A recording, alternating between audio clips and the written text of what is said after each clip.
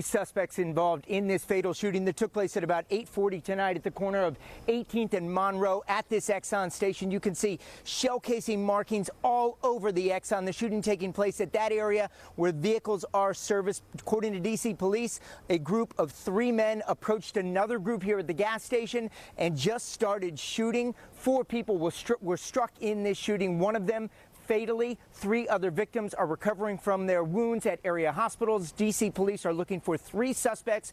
No description of the suspects at this point. They did release a description of the vehicle last hour, but they have since rescinded that. They are looking for any help from the public to try and catch these suspects. Live in Northeast Washington, Jeff Goldberg, ABC 7 News. Jeff, thanks. The other big story we're following tonight, pop-up storms barreling through the area tonight, leaving a mess in Fairfax County. In fact, 6,000 people there still without power right now. The storms have cleared out, and we're going to get an outlook in just a minute. But first, we want to check in with Tim Barber. He's been surveying the damage in what's a pretty concentrated area there, right, Tim?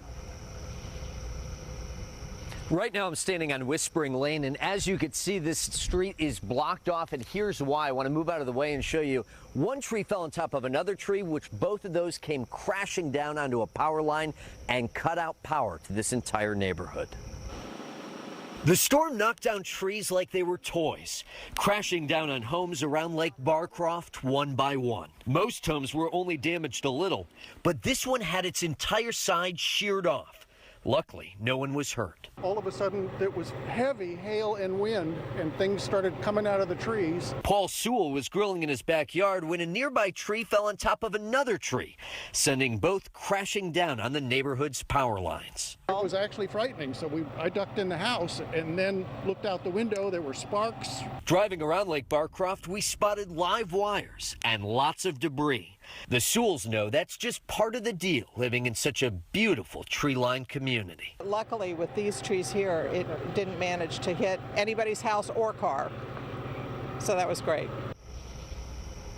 And you can see there is a lot still to clean up out here tonight, so there's going to be a lot more to clean up tomorrow as well.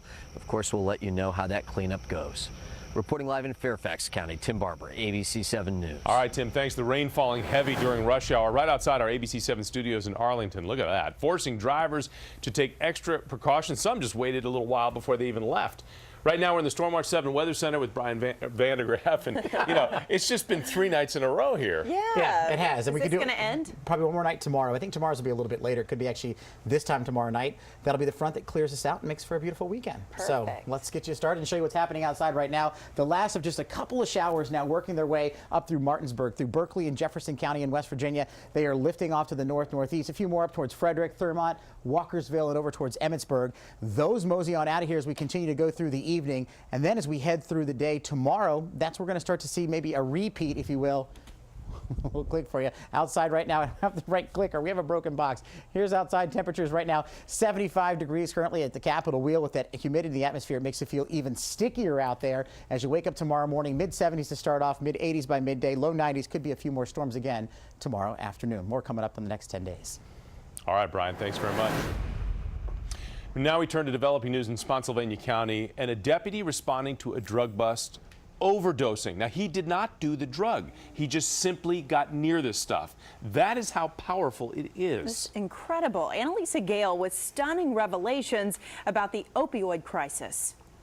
When a Stafford County deputy found these 2 people on Wednesday morning, they were unconscious in a van outside a preschool on High Point Boulevard. And it was quickly determined that both occupants were suffering most likely from an opiate overdose. After arresting them, that deputy continued collecting evidence, and at some point during his search, First Lieutenant Eric Quinn says the deputy suffered an accidental overdose due to exposure to fentanyl. But this is the first time that one of our own have actually fell ill from an opiate overdose.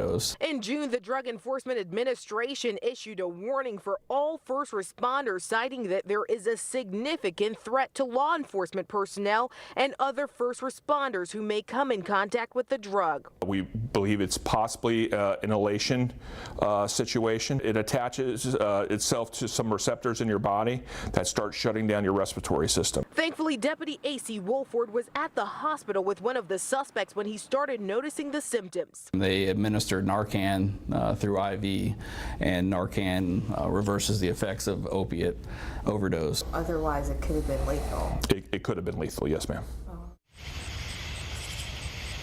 And Jonathan and Allison, that deputy is now recovering at home. Meanwhile, those suspects are charged with possession of a controlled substance. And late last year, Terry McAuliffe declared that the opioid addiction crisis is a public health emergency.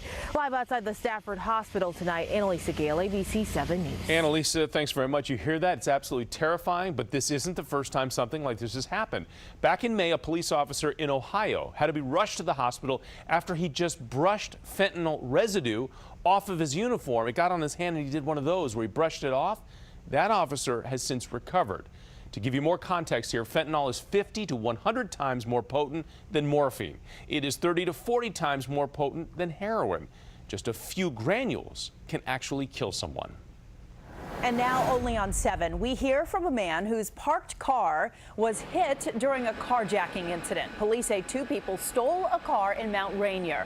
Officers spotted that car. They tried to pull it over in Southeast. The driver then crashed it into 2 more cars near the Safeway on 14th and Kentucky Avenue. This is a main intersection. Folks crossing the street going back and forth to the Safeway, which is here on 14th and Kentucky Avenue.